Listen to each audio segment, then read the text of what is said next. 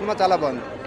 ఒకప్పుడు 'సిద్ధార్థ్' సినిమా వస్తుందంటే ఇండస్ట్రీలో ఒక క్రేజ్ ఉంటుండే. కానీ ఇప్పుడు అలాంటి పరిస్థితులు లేవు. అయినా కూడా తను పట్టు వదలని 'విక్రమార్కు'లా సినిమాలు చేస్తూనే ఉన్నాడు. తమిళ్‌లో సెటిల్ అయిపోయి. సో, 'త్రీ బీహెచ్‌కే' అనే కొత్త సినిమా అయితే వచ్చింది. ఈ సినిమా చాలా అద్భుతంగా ఉంది. ఇది సూపర్ హిట్, డూపర్ హిట్ అనే పదాలు వాడలేము. ఎందుకంటే ఇది ఒక అందమైన కుటుంబ కథా చిత్రం అనమాట. చాలా చాలా బాగుంది. ఒక అందమైన కుటుంబం, ఒక అందమైన పాత్రలు చూడ్డానికే ఒక మధ్యతరగతి కుటుంబంలో ఎంత సఫర్ అవుతుంటారో వాళ్ళందరికీ ఒక కల ఉంటుంది. మధ్యతరగతి కుటుంబంలో ప్రతి ఒక్కరికి ఒక సొంత ఇల్లు అనేది ఒక కల ఉంటుంది వాళ్ళకి. సో, ఆ కలను వాళ్ళు నిర్మించుకున్నారా లేదా సినిమాలో అనేది మీరు చూడాలి.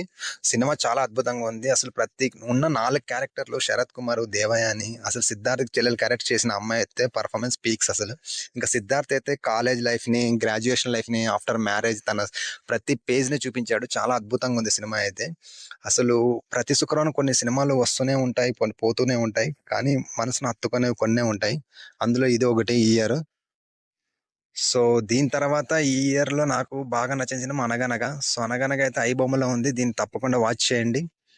సో, చాలా అరుదుగా వస్తుంటాయి మనిషిని హత్తుకునేకి, మనకు దగ్గరగా అనిపించే సినిమాలు. మీరు 'త్రీ బీహెచ్‌కే' చూసినట్లయితే మీకెలా అనిపించిందో కామెంట్ చేయండి గైస్. Thank you.